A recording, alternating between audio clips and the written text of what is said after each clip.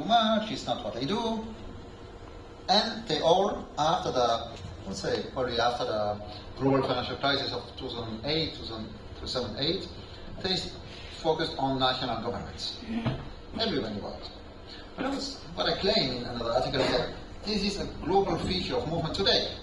That they all focus on the national government. And this is a similarity I see in many movements. So let's move to the next one. This was the empirical reason. There's then an analytical argument too. I see when I go everywhere that contemporary activists get inspired by actors from different regions of the world and increasingly from the global south. Just to advertise it, my book, Categorization here, the circulation is available for free online.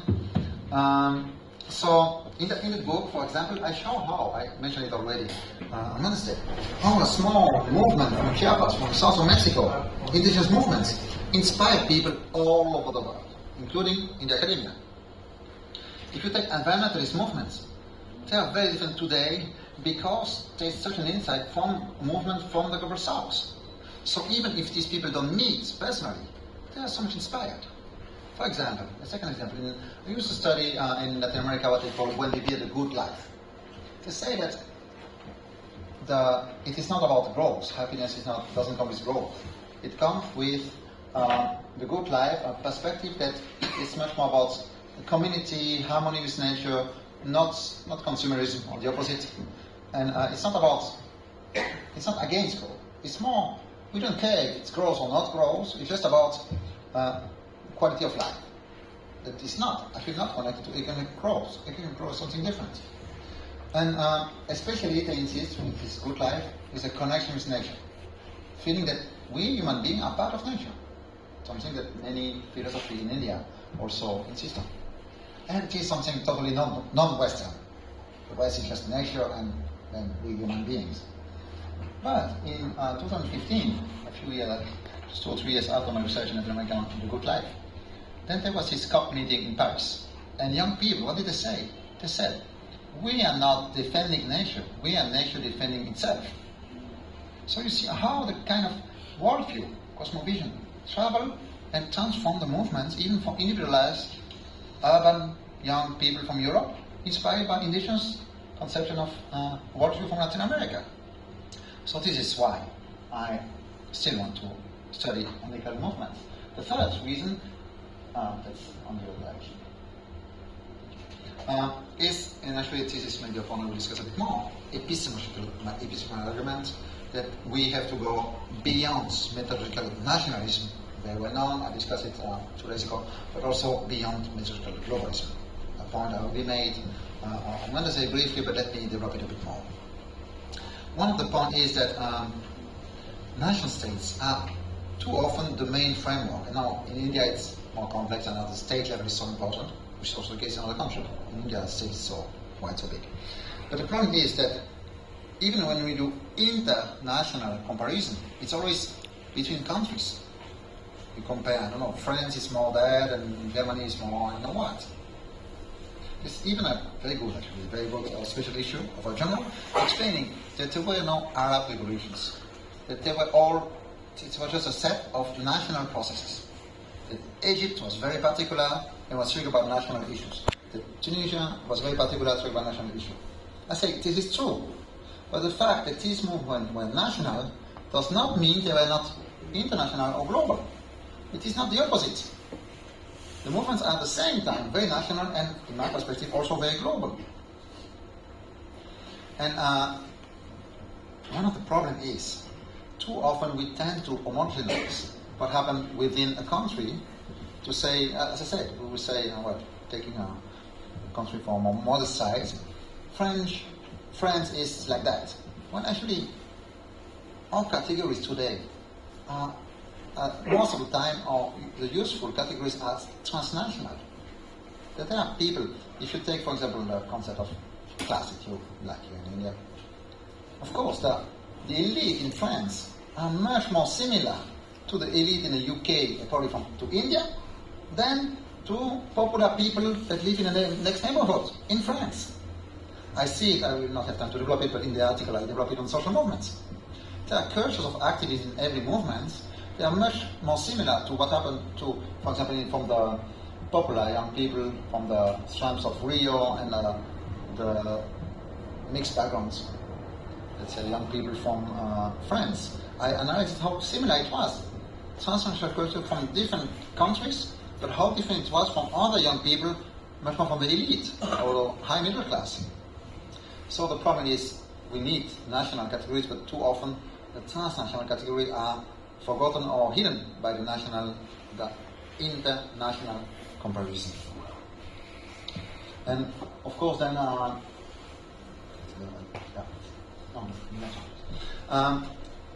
as I said 2 days ago, methodological globalism is also about Eurocentrism, West-centric analysis and theories most of the time, and thinking about the audience, thinking about the global audience, but what do we usually mean by global audience? And here we take a Turkish scholar, he wrote a very good book on HIV/AIDS and international cooperation. He said one of the problems is that global scholars have based their analysis on global newspapers and international institutions' reports, most of which do not address local people, but global players, cosmopolitan academics, and experts in international institutions. So when we think about global, when we want to publish something globally, we think about a global audience. There are people that are actually often disconnected from part of the country. We think about writing, I don't know, from the World Bank or this report. And this is a problem. We always have to think about from whom do we write, where do we publish, how do we publish. And it's not because the World Bank is not the only producers of this kind of reports, are not the only producers of the global. This is very often actually knowledge extractivism. They take that data from the people and then they put it in international reports that the people will never read. So, so as I said, I mentioned it already, I think on Wednesday, the global is not only produced in global arenas, in a global scale. Local actors have made decisive contribution to the global justice movement, to feminist movement, to climate justice movements. The global movements or global phenomena, I would say, can neither be reduced to its global expression nor to a juxtaposition of local or national contexts. We need to combine scale of action, analysis, and research, and definitely not to oppose the analysis of our national movements with a global movements. It is not opposed, it is complementary. And finally, I have a fourth reason, which is archaeological. That is that archaeological meaning about the value of research. I do believe that research is rooted in a mutual learning process, in mutual learning processes, and shared reflection among researchers and activists, or actors, depending on the topic. That it is an individual and collective learning process. So when I enter in dialogue with an actor, an activist, one of the frame that I enter in dialogue with someone that I interview someone. This is actually a mutual learning process, and I believe that somehow when you manage to connect through theory, through readings, through your own experience feedback, what happened in movements or in whatever topic you study, in different countries, different parts of the world, or very often different parts of the same country, you contribute to the circulation of practices, learnings, knowledge among activists and movements beyond national borders. And this is really to contribute this kind of knowledge to the reflexivity of the movements or of the actors is definitely one of the main tasks, main purpose of sociology. So, I do believe that under these conditions, the global sociology can help understanding the national challenges of social movements or the fieldwork, and based on fieldwork in different contexts, different countries. So this is basically a plea to research global movement. I would say also global in different. It's not only about movements, especially mentioning that when you study a global phenomenon, a global movement, it doesn't mean that it's the same in every place. It's not about homogenizing the actors. It's just about trying to learn from what happened in different places. It's not, when I say this is the global movement, I don't mean it is present in every single country. We always say, okay, it's not a global movement because, I don't know, in France, the movement is not there, it's not relevant. Well, when you study a national movement, you don't expect someone to do research in every city or every state of India. But still a movement may have a national relevance, even if it's not present in some of the states. And as I say, we should not oppose national and global, it's much more complementary. So now, as I have talked too much, I have to see how to adapt. How much time do I still have? You have time. Continue. 10 minutes? 10 minutes. Okay, 10 minutes. So let me pass to the application here and the implementation. I think it's next. So the thing is, most researchers, most of the time when they conduct research on the global issues, transnational movements, transnational actors, most of them focus on networks, coalitions, organization, and sometimes the circulation, diffusion between national organizations. I think that in my field, social movements, but also in many other fields, organizations don't have the same importance as they used to have. India may be an exception, will tell me, but I think that even here it's the case. Too often we reduce social movements to social movement organization. We reduce religion to institution, while religion practices, spiritualities are far more diverse and in most parts of the world much less connected to institutions, to organization. Like my country, most people are still from Catholic culture, but no one really cares if the Pope agrees or disagrees with something. We don't care. Everyone has his own, decides how he leads his or her religion practices, beliefs.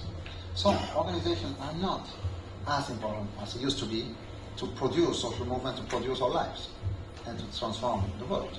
I don't say they don't matter, but always more what you see in global movements that, as I said, people don't want to gather anymore at the global stage with the organization. People will not follow, most activists don't follow what the leader of the organization say. They may listen to it, and then they decide themselves if they want to go to protest, if they want to take this position.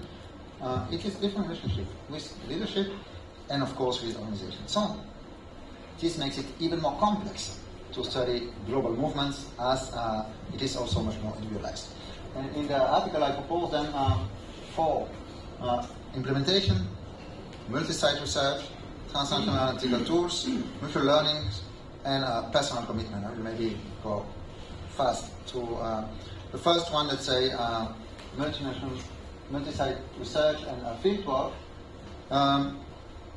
Here I just say that what is important, there's always a challenge if you research not only in different countries, also in different places, in different cities. It's always to try to avoid projecting the fully predefined concepts of a movement on the local reality, which is a problem for research, because we all plan our research. We are asked to have hypotheses before you get any kind of funding, before you start your PhD, you have to explain what you will do precisely, the epistemology, where we go, how many interviews, and all that. And actually, it's not only that it doesn't work like that, but it should not work like that. It is very important to carefully prepare your research as well as possible, and at the same time to remain open to the unexpected. Let me give you an example from India. I was, as most Western scholars and participants, totally lost in the World Social Forum in Mumbai. Can you imagine? 200,000 people, hundreds and hundreds of workshops at the same time, all very interesting. But I was a PhD student, very focused, and so I prepared carefully my agenda. I spent almost a day looking at the program, it's a huge program, and setting for each of the session, each schedule I had the first option, and then if this option was cancelled, option B, option C, to try to see the most of the forum, of course, based on the topics I wanted to follow. The topics were, for me at that time, it was about the reflexivity of the movement on itself, the global justice movement, how the movement sees itself. There were a few, what was the other topics? How they saw financial crisis and finance, and a few other topics. And then when I spent 1.5 days at that, I went there, my conclusion more or less, well, at the end, the World Social Forum moved from Brazil to India, but it's about the same topic, the same discourse. So I just include a few more Indian speakers, but that's it. Then, my panel was cancelled at some point. I ran over the side of the World Social Forum, quite long, and I arrived to option B panel, also cancelled. Then the time to go to option C, it was too far away, not possible. I said, okay, why don't we just go and listen to the next stand, the next room over there? And then in the next room they were talking about spirituality and social movements. I never thought about this topic. Okay, I said, that's interesting. I sat there. And then I decided just to throw away my program or schedule for one day and to go casually in different texts. Then I discovered topics like dance, crucial topic in India and in the world. As I said, spirituality and dance, and a different perspective on the ecology. These became, in the following years, 3 of the main topics of the global justice movement. But I was there with my framework, analytical framework, very careful, that was a very serious young researchers. And I thought the framework was just the same as it used to be in Brazil, because my framework was the same. Because I was not open to what I didn't know, to the unexpected. And this is a tricky challenge. How do we do? To always have a hypothesis, theory, perspective, and at the same time to be open to the unexpected, to be able to shake your hypothesis, to try to get rid of part of your framework for a time at least, to discover something different that will surprise you, that will actually be a problem to explain for your research and lead to the next stage. If I wouldn't have gone casually from one thing to the other, I wouldn't have seen these issues that became central in the movement in the following at least 10 years. I would just say, okay, in India it's just about the same Western perspective with a few Indian scholars. It was not. I was. My framework was a problem. So I think that's important research, not only global research. It's a challenge. It goes back also to what I said about epistemology methodology. To be able to adapt yourself, to be open to the unexpected is crucial. And then afterwards, methodology should be about justifying. It's okay to go to casually to attend. You just have to explain, oh, this is what happened to me, and that's how I did it. This is, I would say, good methodology. And maybe the final point, I will not have time, but I invite you to read the article in Globalizations. I think it's circulated in some of your lists. I sent it to Shafiq. So the article for Global Sociology and Social Movements. Let me just talk a few minutes about empathy. Empathy in people. I believe this is crucial, fundamental. I know that too often in the previous, let's say, dominant sociology, they say that it's about being objective. You always have the same question you ask to everyone. Well, for me it doesn't work, because every time I do an interview, then I have a question, I add something, I transform something. So I don't have always the same questionnaire. But empathy is always, I think it's really important. Maybe here I do like the work by Ali Horschel, for example, on strangers in their own land. I don't know if it's well known in India. Then the problem with empathy is political scientists, sociologists, anthropologists should not only study actors they like. We should not only study people who think like we do. Of course, if I take it in Europe, in the US, once again I will not talk about India, it is important, crucial, to have political scientists, sociologists, to study the far right. It is crucial. We have to understand them better.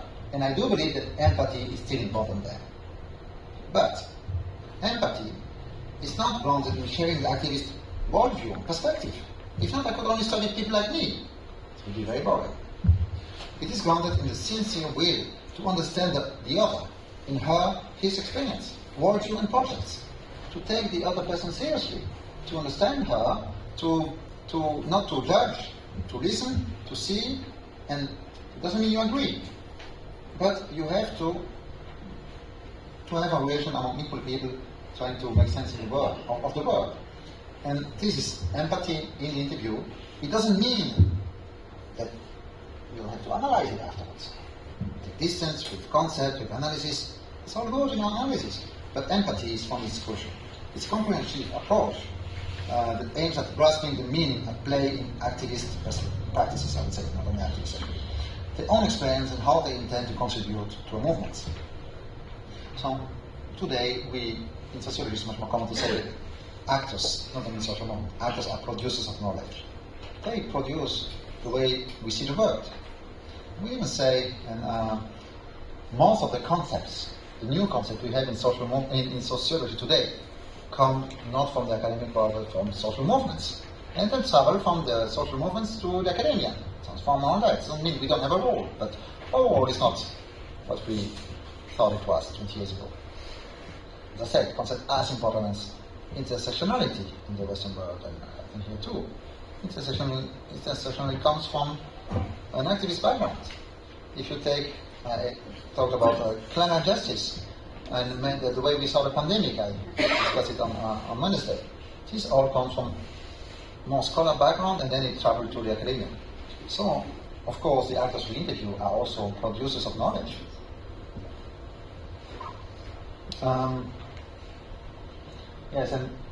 So it is also listened to. Oh, I just stopped there. But just let me finalize by that. This global sociology, maybe sociology in general, is rooted then in intercultural dialogues. It means intercultural dialogues about a relation with the other. As I said, empathy, try to understand piece of our world, cosmovision, worldview, but it's also a relation with oneself. It requires an openness to the other that is at once personal, sociological, and cultural. Sociological because you know that you may not belong to the same caste, class, gender, and you have to integrate that in a relationship. It's also personal. It is rooted in the willingness to expose oneself to the risk and the hope of losing some of one's certainties and learning from the other. This is crucial when we talk among sociologists from different backgrounds, different countries. I do believe it's also crucial when you have a dialogue, an interview with actors, to expose oneself and to take the risk of transforming oneself in dialogue, of be shaken in your perspective, and then you make a synthesis and you see what happened. I will not develop that, the little point, but I would just like to say that I insist a lot on this part of, and I do deeply believe in that, the importance of empathy, of the encounter with the other, the importance of methodology that should be explaining what you do and not only based on theoretical perspective, no, really explaining it in a sincere way to understand the other. But don't misunderstand me. Sociology is not only about repeating what the actors say. Sociology is a discipline, I think, deeply rooted in a wish for a fairer world, where people have more power to decide about their life. But we should not confuse the desires of a just society with historical needs. The urgent need for a fairer, given world is not a sufficient argument for it to make it happen. And as I said, on Wednesday, we take it here too. To stand with the poor, the oppressed, it's a good moral perspective. It's not enough to do a good sociology. We have this perspective. I think empathy is important. The connection with the other. This is all important. But we also have analysis, concepts, organization, and development. I think it can be combined. So a committed perspective, we are committed to democracy, for sure. But it doesn't mean that just to say the world is not fair, and it's really not fair, and very, very much not fair, that's not an end of sociologists. To take over, it's important to take over the words by some actors, to diffuse it, disseminate it, that's important. Because you allow other people to see this reality that has remained invisibilized. But it is not enough. To sociology, it's also about working with concepts, tools, analysis, working on a predecessor or reading on theories. This is bringing all together. This is, I think, the way to do good sociology. And the rest of my talk was much more about concepts, analysis, but I guess I will discuss it a bit on Wednesday. And I think I can here on the wish to combine this commitment, this opening to the other,